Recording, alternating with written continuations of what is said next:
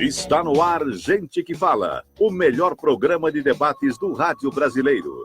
Gente que Fala tem texto e direção geral do jornalista Fausto Camunha. Gente que Fala reúne de segunda a sexta-feira formadores de opinião para discutir as principais notícias do dia. Gente que Fala tem o selo de qualidade ABCOM.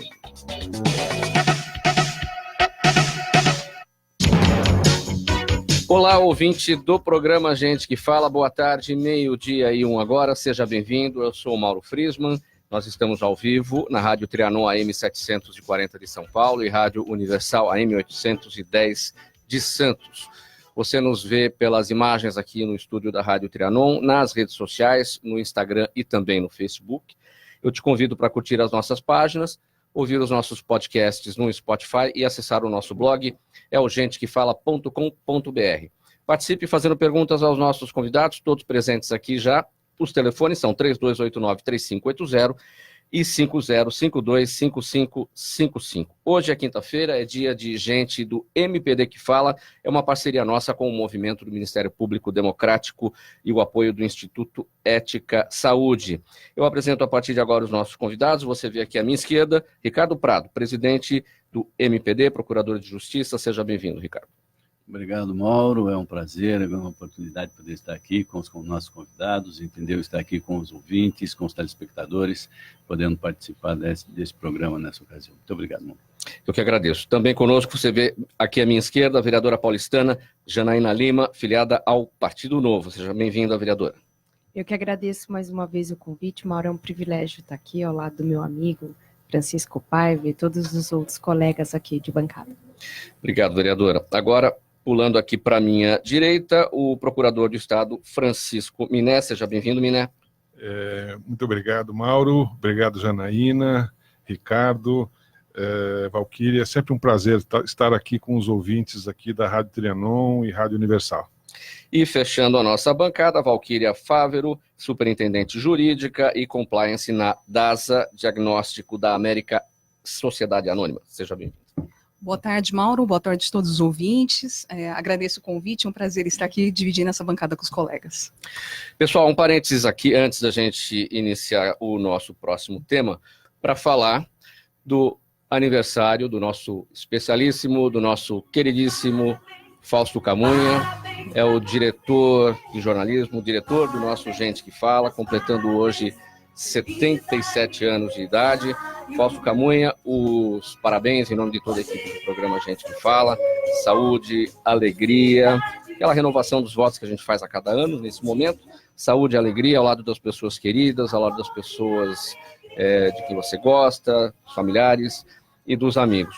O Fausto Camunha, que completa 77 anos, que está à frente, é o diretor da ABCOM, Associação Brasileira de Comunicação e Eventos, que é a idealizadora, realizadora deste programa Gente que Fala, que está no ar há 19 anos, programa tradicional, mais tradicional programa de análise e de debates do rádio do Brasil. Então, parabéns, Fausto Camunha, em nome de toda a equipe do programa Gente que Fala, e palmas para o Fausto.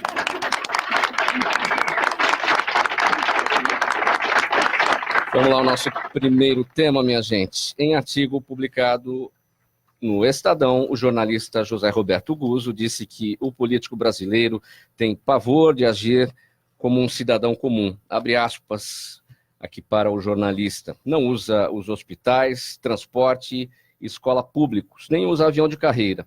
O tema da farra dos aviões da FAB veio à tona após a viagem do ex-ministro José Vicente Sandini para a Índia.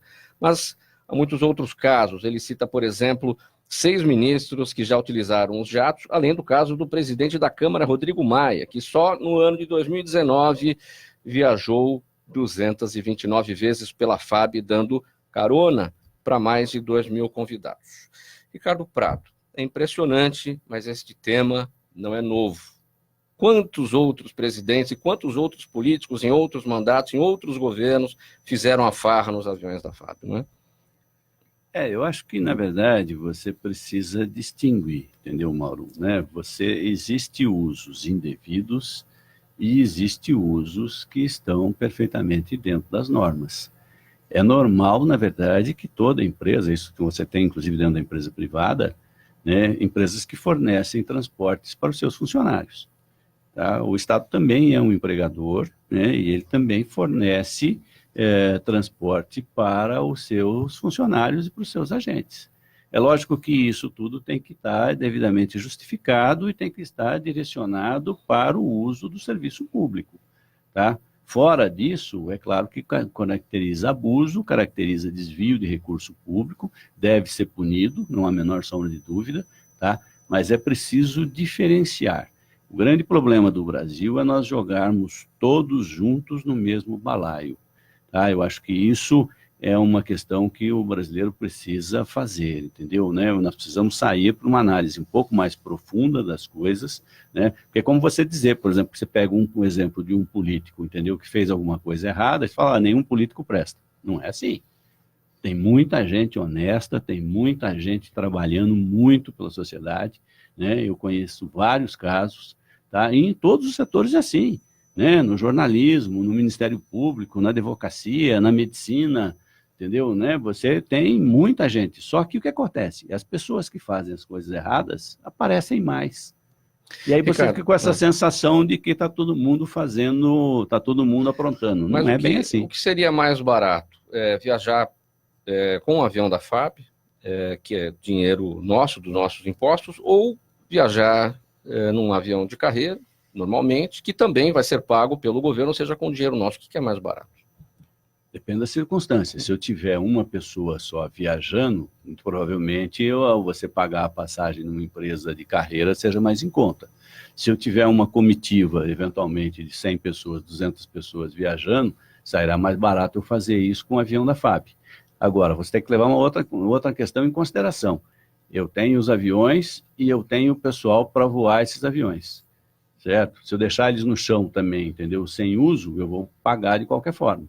Tá? Então, é isso que eu digo para você, precisa analisar bem um caso do outro, não dá para tocar tudo como se fosse, né, por exemplo, o caso do presidente da Câmara, entendeu? Né? O presidente da Câmara é óbvio que ele vai ser transportado com recursos públicos, vai ser de avião de carreira, vai ser do avião da FAB, entendeu? De alguma forma vai ser, certo? Quer dizer, ele está a serviço do governo, ele está trabalhando, e na verdade, no caso específico do presidente da Câmara, tem outra questão, né? Eu tenho a impressão que, inclusive, cabe a ele requisitar as passagens para os outros deputados, né? A vereadora está aqui, talvez saiba até explicar a questão melhor, mas no caso do Ministério Público, por exemplo, todos os promotores, quem requisita a passagem é o Procurador-Geral. Então você vai falar, vai sair tudo em nome do Procurador-Geral, tá? E aí você fala, é ele que está viajando? Não, não é ele que está viajando. É ele que, por hierarquia dentro da instituição, é quem requisita as passagens, então, quem requisita o voo. Então eu não sei. Essas 229 viagens pela FAB atribuídas aqui ao presidente Rodrigo Maia, pode ser que não sejam viagens somente. Não sei. Você fala, precisa apurar melhor. Entendeu? Vereadora Janaína Lima, seu entendimento a respeito disso, e como é que o Partido Novo avalia essa questão de viagens dos políticos, enfim, dos seus filiados? Eu acho que há muitos excessos, né, no Estado. Eu acho que a gente chegou no momento em que a gente percebe as próprias instituições dando sugestões, recomendações aos demais poderes para que tenham mais respeito ao dinheiro, ao uso do dinheiro público, né? Então, eu acho que o cidadão é o sentimento que você verbalizou. Os políticos hoje estão com dificuldades de se colocarem nos pés, né, calçar as sandálias que o cidadão comum hoje usa. Então, por exemplo, nós do Partido Novo, nós não temos carro oficial, motorista, tem uma série de redução, os quadros normalmente dos gabinetes são mais técnicos, a gente busca fazer várias medidas de austeridade. Eu me locomovo pela cidade de transporte público, de aplicativos, como qualquer outro cidadão. Eu acho que a gente precisa trazer um novo caminho para a política em que a gente precisa discutir, tá? O que é a gente não está dizendo que deve acabar com a FAB, que não deve ter o avião da FAB, mas tem que ter critérios, né? Então, quer dizer, uma viagem, por exemplo, para Davos, estava custando R$ 3.500 no normal, né? No transporte aéreo normal. Paulo Guedes fez um upgrade, pagou do bolso dele. Sim. Agora, um ministro que estava substituindo, na verdade, ele estava sendo responsável pela pasta, decidiu viajar, não só para Davos, como esticou para a Índia, e uma média que se diz é de R$740 mil, que gera o custo de uma viagem como essa. E os dados dizem que são reservados porque tem um sigilo aí que deve se preservar nas viagens da FAB. Eu acho que quando a gente se fala de dinheiro público, é muito importante a gente dar transparência do uso do dinheiro público, né? Porque não é o dinheiro de ninguém, é o dinheiro de todo mundo. Então, todos têm o direito de saber como está sendo empregado o uso do recurso. Então, eu acho que a gente chegou no momento da gente discutir o que de fato é necessário para o uso e o exercício do cargo ali em função, e o que, de fato, hoje a gente está vendo a série de abusos com esse discurso de que é necessário. Quando a gente vai para os hospitais, meu filho estuda numa creche pública, então eu acho que sempre no que o doutor Ricardo trouxe, em que a gente tem que ter o cuidado de, como que a gente comenta, quando a gente universaliza um determinado grupo por conta de maus exemplos, eu acho que, nesse sentido, eu gosto sempre de trazer o meu exemplo, dos exemplos dos demais mandatários do partido, que tem uma visão diferente na gestão dos recursos e dos privilégios. E com relação às solicitações de passagens, no legislativo, cada parlamentar tem a sua cota. Então, faz o requerimento via seu gabinete. Agora, eu não sei se para utilizar o avião da FAB é uma competência exclusiva do presidente da Câmara dos Deputados. Então, somente essa parte burocrática, mas, por exemplo, deslocamento dos deputados para suas bases são financiadas pela verba do seu gabinete, que mensalmente o deputado tem um valor X que fica à sua disposição. Então, acho que a gente precisa discutir num congresso que custa, por dia, 29 milhões de reais. Alguma coisa, quando a gente escuta esse número, está errado. Quando a gente vai olhar o orçamento das demais pastas importantíssimas, será que a gente encontra essa monta de recurso à disposição?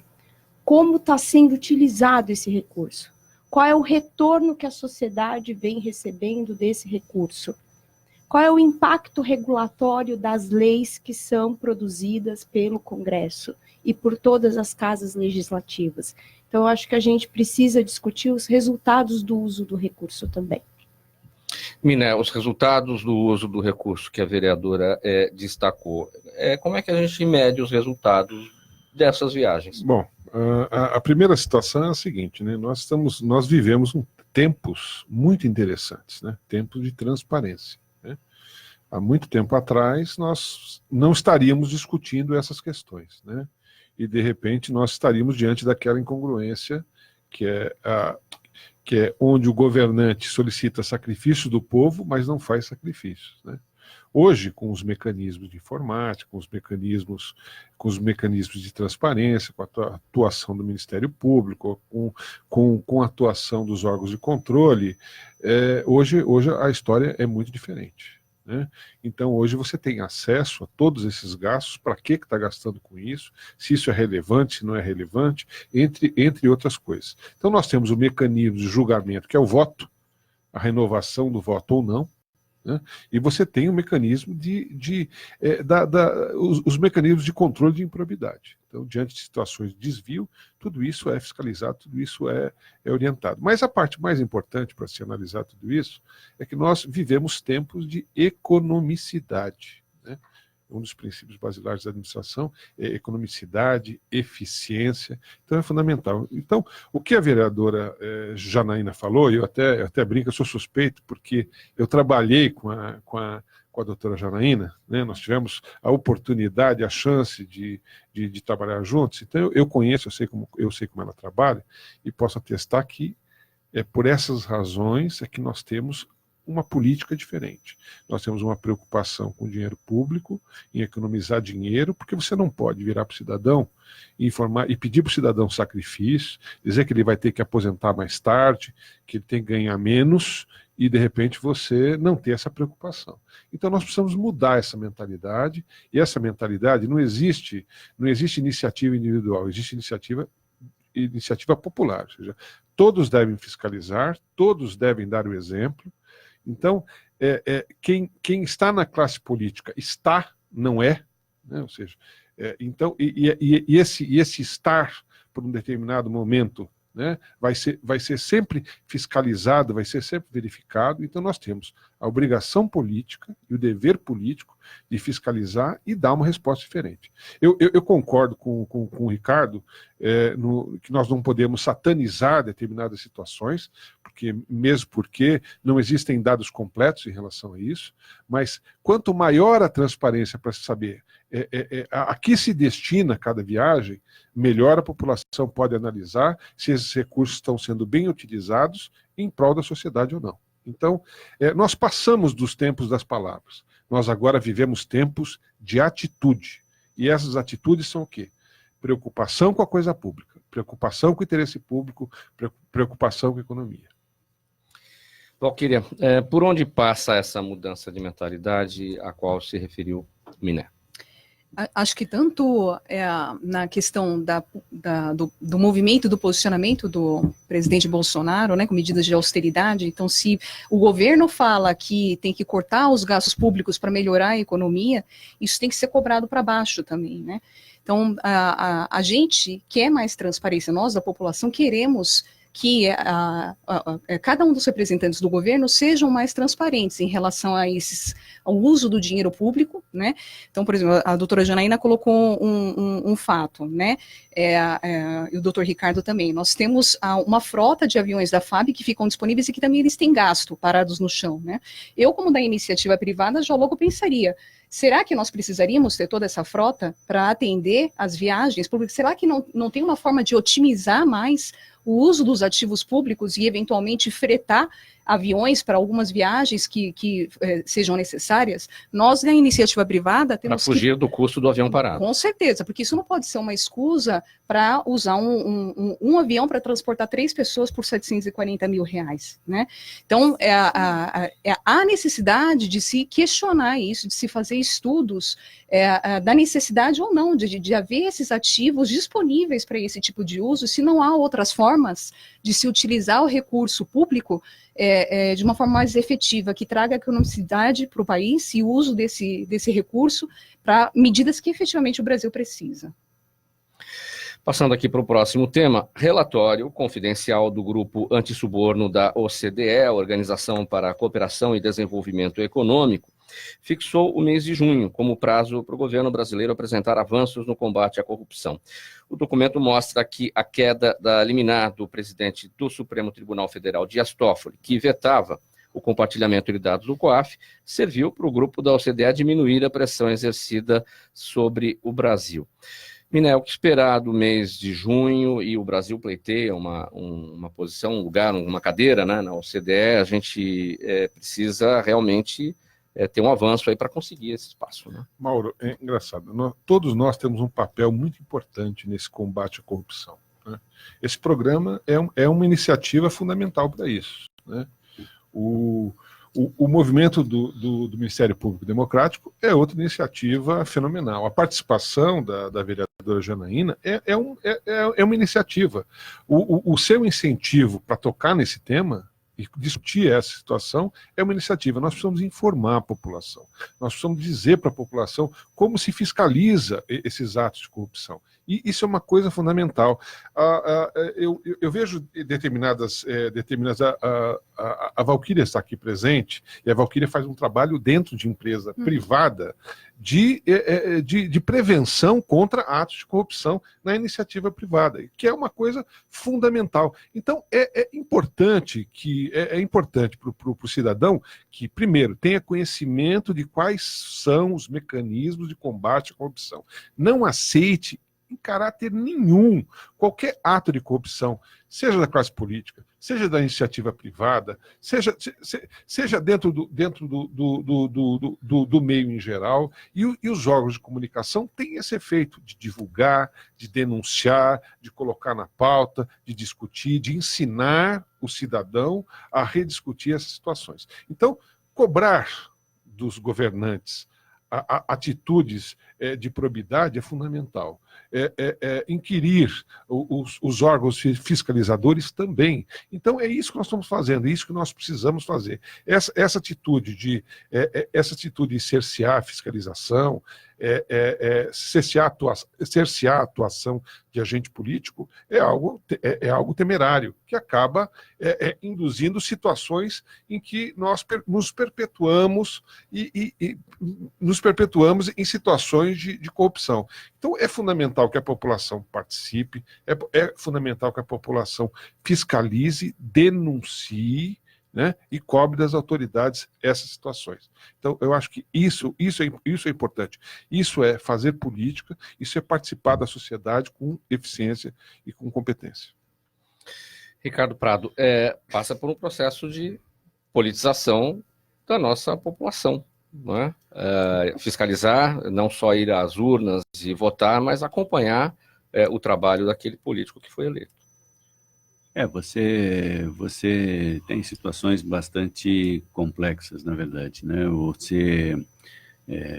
A OCDE é um organismo que reúne os países mais desenvolvidos do mundo, né? Se o Brasil quer ingressar na comunidade, ele precisa, na verdade, se comportar com o mesmo padrão de conduta, né? E nós, na questão da corrupção, ainda estamos longe de atingir esse patamar. Né, a modificação pelo plenário do Supremo da liminar do ministro Toffoli, que proibia a transmissão das informações do COAF, nós falamos aqui de transparência, e eu acredito que nesse ponto não há nenhuma divergência, entendeu? Eu acredito que todos aqueles que têm noção da questão do setor público e têm noção do quanto a questão da transparência é importante, né? E o COAF era o quê? Era exatamente um órgão que dava transparência para isso. Você tinha as informações financeiras das pessoas que estavam com movimentação fora do usual, e o COAF remetia essas informações para o Ministério Público, para a Receita Federal, para que aquilo fosse apurado devidamente, para ver se havia realmente justificativa para aquilo ou não. Quer dizer, que não apareceu na primeira notícia, o Rodrigo Maia, 229 viagens. Quer dizer, você tem que apurar, você tem que verificar, quer dizer, isso realmente confere a própria pessoa, está sendo usado para o serviço público. Então, a mesma coisa com relação à movimentação financeira. Então, o COAF vem exatamente no sentido, foi um organismo criado, um organismo de inteligência criado para isso, para detectar movimentações não usuais financeiras. Aí você pega o ministro do Supremo, suspende o compartilhamento dessas informações, né? E isso entra exatamente no processo que atinge o filho do presidente da República. Quer dizer, a situação fica esquisita, a situação fica estranha, entendeu? Né? E a comunidade internacional não aceita mais isso, entendeu? Né? Os países desenvolvidos não aceitam mais esse tipo de comportamento. Todo mundo tem que prestar contas, né? Quer dizer, não há nada de irregular, não tem problema. Venha a imprensa, apresente os comprovantes, entendeu? Demonstre qual é a razão da movimentação financeira. Justifique aquilo que aconteceu e pronto, não há problema nenhum, né? Agora, você precisa ter o acesso disso, você precisa ter a transparência. Ainda bem que o Supremo, esse ponto específico, o plenário do Supremo corrigiu, né? As informações voltaram a circular, mas há outros onde você ainda tem problema da transparência. A questão dos voos mesmo aí da FAB, parece que algumas informações estão sendo bloqueadas, precisam ser abertas. A questão dos voos da FAB, então, a situação do compartilhamento está valendo, né, dos dados do COAF, mas temos a prisão em segunda instância que caiu, e temos, mais recentemente, a discussão do juiz das garantias, que, segundo alguns especialistas que já ouvimos aqui no Gente que Fala, cria uma quinta instância no Brasil. Então, tudo isso está sendo observado, não é, vereadora?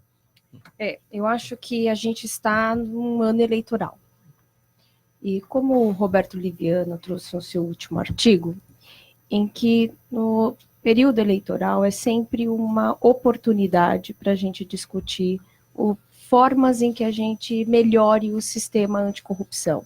A gente precisa exigir políticos que cumpram seus mandatos, que prestem contas, que votem de acordo com a sua proposta de campanha. Nós, por exemplo, temos um presidente que foi eleito, né, exatamente com as bandeiras da Lava Jato, da defesa e do combate à corrupção, os interesses da sociedade, e o seu chefe da Casa de Governo, o Onyx, ele assumidamente reconheceu que recebeu 100 mil reais de caixa 2 da JBS. Então a gente já começa, e não é por acaso que o seu substituto é o que deu toda a origem aqui do começo da nossa conversa. Então, eu acho que a gente precisa, de fato, exigir condutas condizentes. Com o Vicente Santini. Então, que a gente precisa exigir condutas condizentes das propostas apresentadas. Está prestando conta? Está disseminando notícias mentirosas?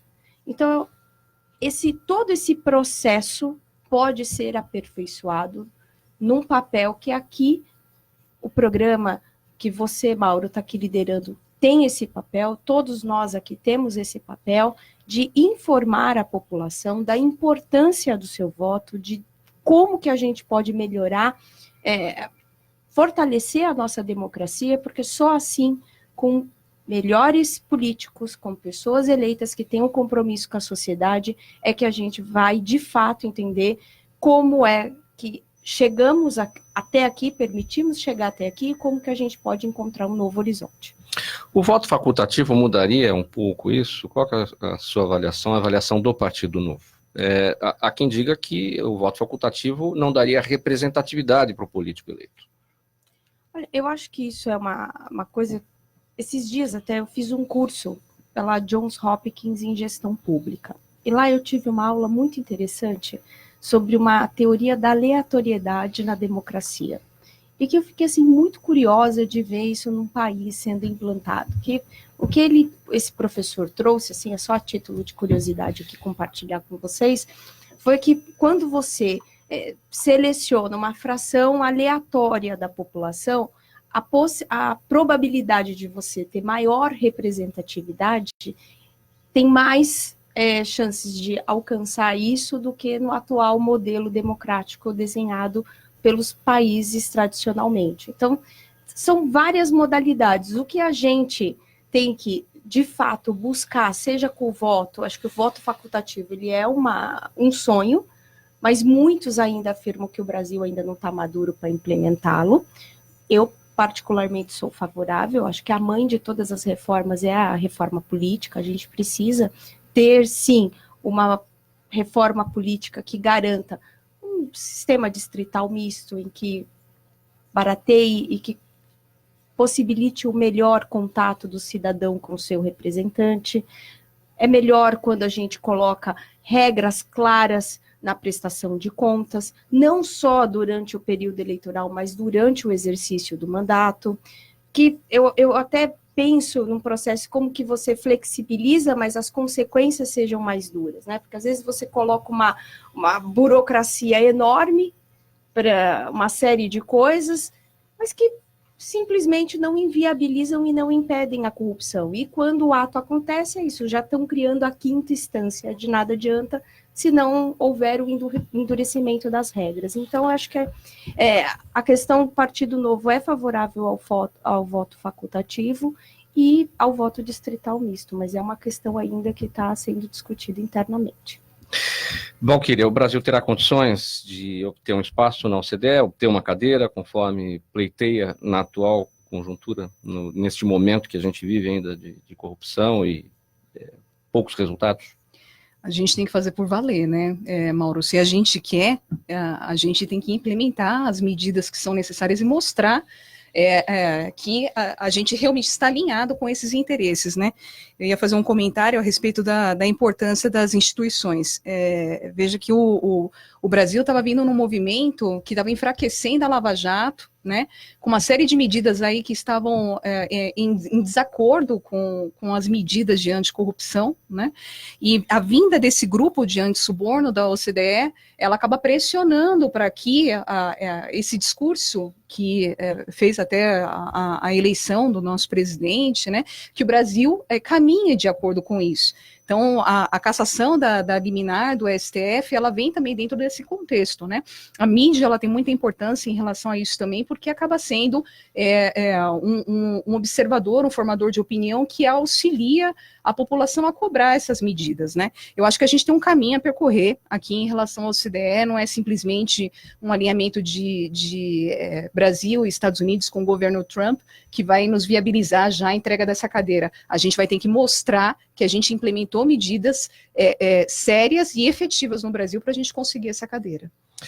Seguindo, as páginas dos jornais estão repletas de informações sobre o novo coronavírus que tem se espalhado rapidamente pela China e corre grande risco de sair do controle mundialmente. Diante desse risco, surge a pergunta: quais são as normas e regulamentos que autoridades responsáveis pela rigidez do sistema de saúde pública internacional devem seguir? Bom, antes disso, os últimos números, se é que ainda estão atualizados, são 170 mortes por conta do novo coronavírus, 7.736 contaminados em 19 países.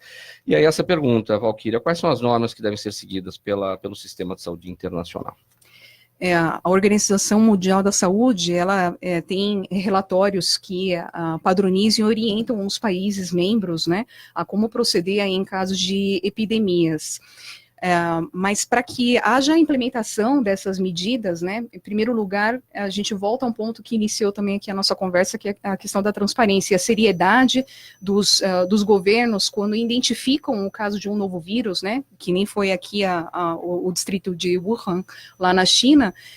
Quando começou a identificar um elevado número de mortes aqui por pneumonia e acionou a Organização Mundial da Saúde, os números eles não foram muito apurados, né? E até isso, inclusive, fez com que o prefeito desse distrito ele renunciasse ao mandato. Então, essa ausência de informações verdadeiras, né, pelas autoridades, quando há identificação de uma epidemia e a comunicação a toda a comunidade internacional, ela prejudica o controle e a identificação de medidas aqui para cada um dos países, né? O que vai ser orientado em relação às pessoas que transitam de China para cada um dos países, né? Como que vai se aplicar? Aplica a medida de quarentena, não aplica a medida de quarentena, né? Então, o primeiro ponto é a transparência e a seriedade na informação, precisa ser muito correta, né? E segundo é seguir os padrões da Organização Mundial da Saúde. Você acha que esses números estariam subestimados lá na fonte, lá na origem, até inclusive neste momento, depois de tudo que já aconteceu? Aliás, na China não se registra nenhuma morte. Então, nessas 170, não tem nenhuma morte na China.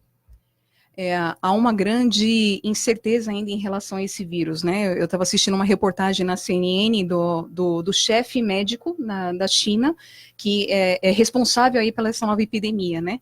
E ele falou que, na verdade, como esse vírus ele tem uma grande capacidade de propagação, inclusive ele é transmissível antes mesmo de a pessoa manifestar sinais da doença, né? Durante a incubação. Ele fala que o número, na verdade, é muito superior ao que as autoridades têm divulgado de pessoas infectadas, né? Acho que é uma grande incerteza, hein, Mauro? A gente está vivendo um período muito semelhante quando nós começamos a ter o evento do Zika vírus aqui no Brasil, né? Que cada uma das autoridades que tinham um caso de Zika vírus, cada uma também informava de uma forma diferente, né? Até a gente ter um padrão do que informar, como informar. Algumas informavam só quando já tinha certeza do vírus.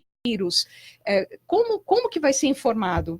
A pessoa começou a apresentar febre, veio de um local onde tem já essa epidemia, eu já informo. Então tem que ter essa padronização. Isso tudo a OMS ela orienta, né? Mas como que as informações têm chegado? Nem sempre chegam corretamente, né? E essa incerteza a respeito do vírus que a comunidade médica ainda está pesquisando e formando uma opinião, né?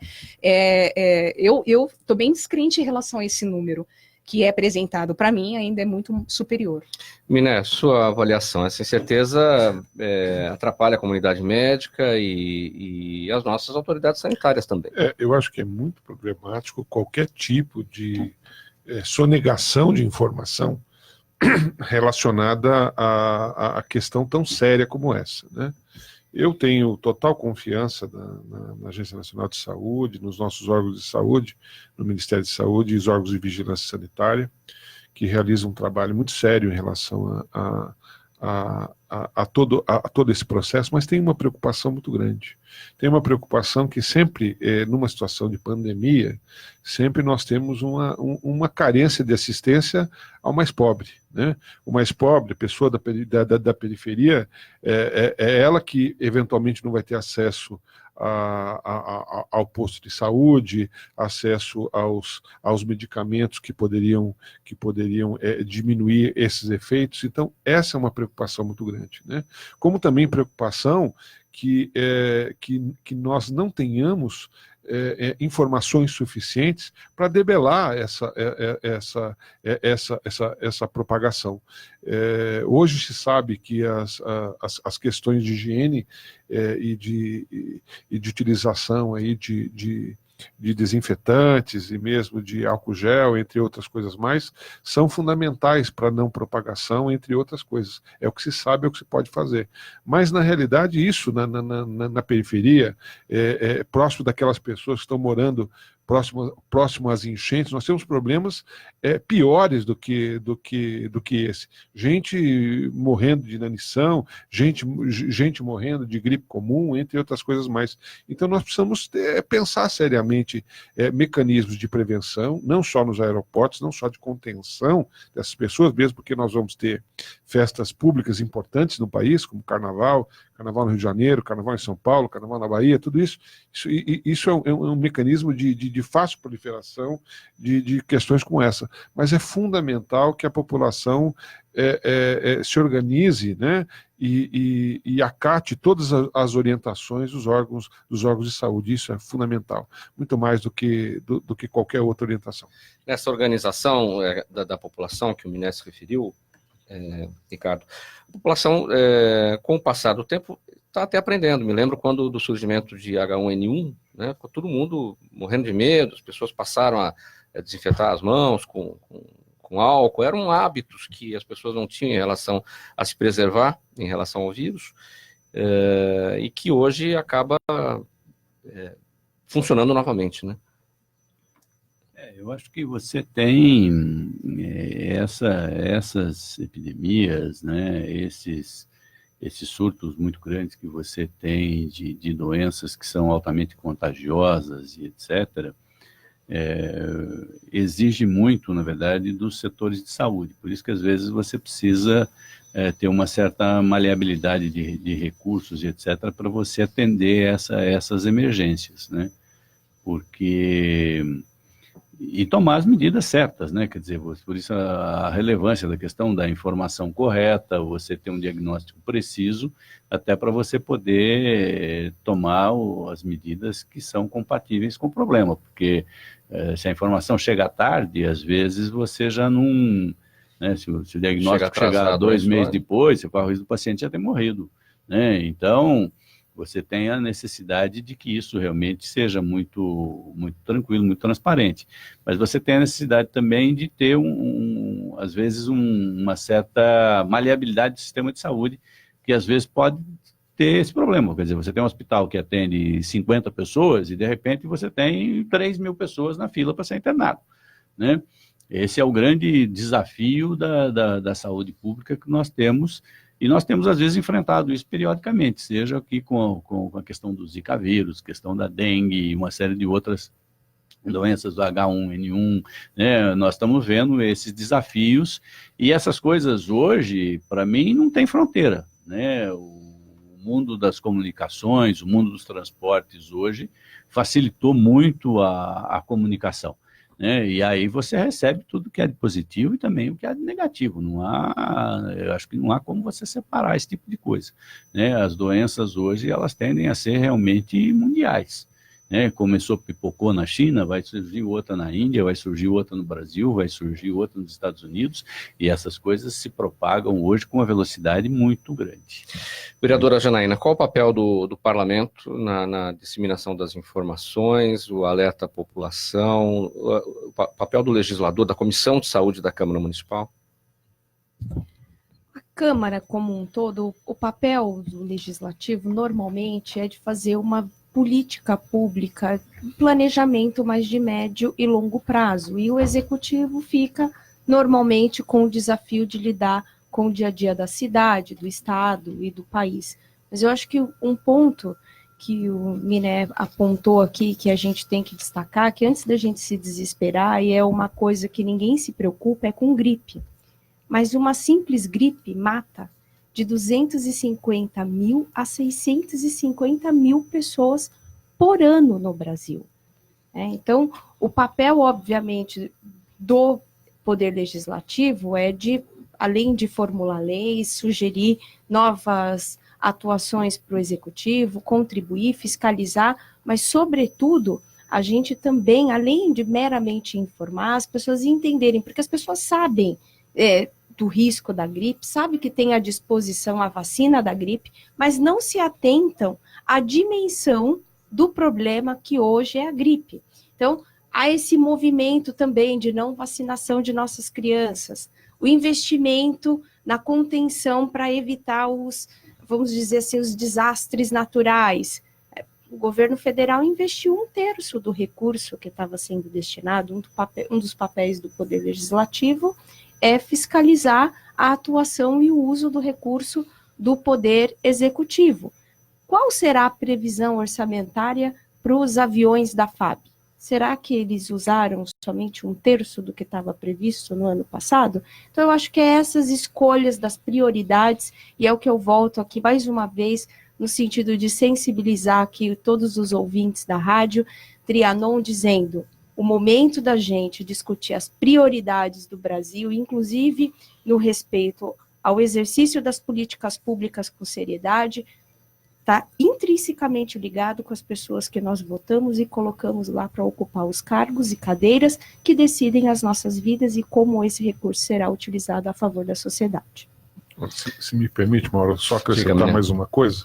É importante que nós também, que a população não crie pânico, isso é fundamental, e que também não alimente e não propague informações falsas, né? Hoje nós temos várias fake news na internet, informações desmentidas, né? Dizendo que você toma um chá de erva doce, o chá de erva doce tem o mesmo princípio do Tamiflu, que é um medicamento caro, que é utilizado para H1N1. Então, tudo isso é muito importante que a gente não dissemine esse tipo de situação, não deseduque. Então, e aí está aí o Mauro para nos dizer isso, e o papel da imprensa em evitar que essa publicidade, que essas informações falsas cheguem à população. Pessoal, em artigo publicado pelo Poder 360, o senador Lazier Martins, do Podemos, do Rio Grande do Sul, defende a sua PEC número 35 de 2015, que visa alterar a sistemática de composição do Supremo Tribunal Federal, tornando-a transparente, imparcial e respeitada. Segundo o senador Lazier, a PEC reflete a indignação da maioria dos brasileiros diante da escalada de descalabros cometidos por alguns ministros do Supremo Tribunal Federal e pela forma enviesada como se comporta parte de seus membros. A proposta do senador é a criação de um colégio de juristas notáveis, e esse colégio seria encarregado de indicar 3 nomes para a decisão do presidente e a posterior sabatina no Senado. Vereadora Janaína, como parlamentar, como vereadora, você observa, isso aqui é de 2015, a disposição dos seus colegas parlamentares em Brasília, no sentido de avançar nessa PEC? Acho que é urgente a gente discutir o processo de indicação do Supremo. Acho que venho num momento muito, muito, muito feliz, porque se a gente for olhar de Sarney a Dilma, né, os indicados, os resultados, a forma como vem sendo conduzida a nossa corte. Realmente chegou o momento da gente discutir. Quando a gente começa a observar outros países, Alemanha, Canadá, a grande maioria, eles têm mandatos, eles têm um prazo, eles ficam por um determinado período, tendo a oportunidade de prestar esse importante serviço para a população, mas, ao mesmo tempo, dando oportunidade para que a própria instituição se oxigene. Então, eu acho que a gente precisa discutir qual é a melhor forma de indicar novos ministros do Supremo, discutir como que vai ser o funcionamento, mas eu acho que essa discussão já passou da hora de ter começar a ser feita, não só pelo Congresso, mas pela sociedade e por todas as instituições, porque todas as nossas instituições ficam ameaçadas quando a nossa Corte Suprema recebe, primeiro, tantas demandas,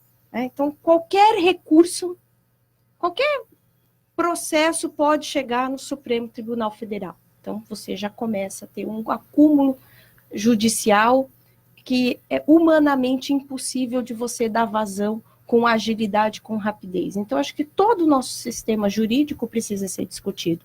A morosidade é um preço muito alto para quem busca a justiça e acredita na instituição do Poder Judiciário. Valquíria, ministros do Supremo com mandato, você acha que a gente está perto ou longe disso? Eu acho que a gente está longe.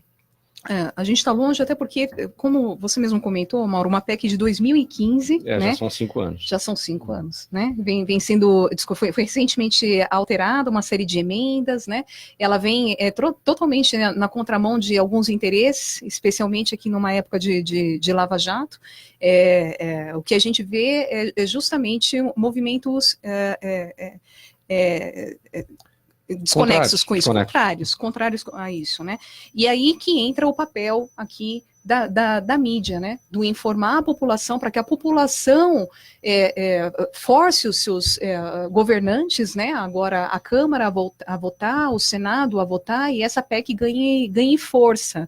Ganhe força não só para a questão do mandato, mas também a respeito da lista, né? Sim. Como se formam os nomes que vão compor aqui a eventual nomeação, indicação, né? Como que é a sabatina desses nomeados? A população desconhece o formato, né? Exato. É indicado pelo presidente, que às vezes tem interesses, né, que a gente desconhece, ideológicos e tudo mais, né? Exato, e fica comprometido muitas vezes aqui ao nomeado, né, a seguir exatamente um dos princípios que rege a magistratura, que é a imparcialidade, né? Então, o que a gente espera aqui é